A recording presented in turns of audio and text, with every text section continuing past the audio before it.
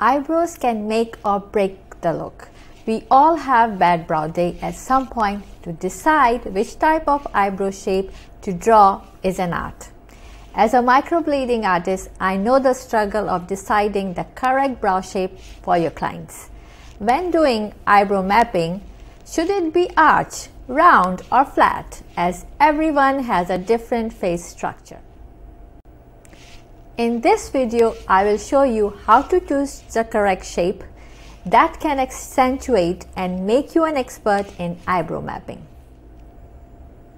For the best microblading, permanent makeup, training, business branding, sales and marketing advice, subscribe to my channel and hit the bell to be notified when I post a new video every week. How to determine if arch eyebrows, round eyebrows or flat eyebrows will accentuate their faces. Let's start with learning about different parts of the eyebrows. The front part of the brow is called the head. The end part is called tail, and the part which is lifted is called arch. Let's start with the front. There is no hard and fast rule about it, but a few tips. If you want to elongate your client's face, or if they have wide side eyes, start the front of their eyebrows a little bit closer. For closed set eyes, start front of the eyebrows a little bit further. Always follow the natural growth pattern. Next is the brow arch. It is the most important part in defining the shape of the eyebrows. Should it be arch or straight?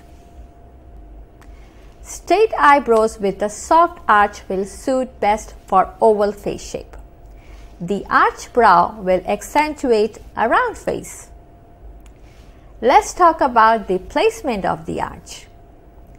If your arch is more further from the front, it gives a younger look. This shape can help your mature clients look 10 years younger. For clients with a shorter forehead, try to make an arch closer to the tail to give the illusion of a longer forehead and create proportion.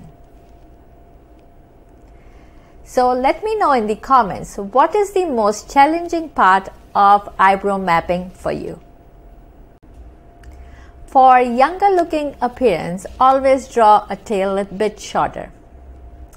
And always keep in mind to follow the natural hair growth pattern and shape to achieve the most natural looking eyebrows. Now you know which brow shape to choose for your clients, but do you know about eyebrow thickness? Should it be thin or thin? To help you, I have created a brow mapping course explaining all about the brow terminology and placement.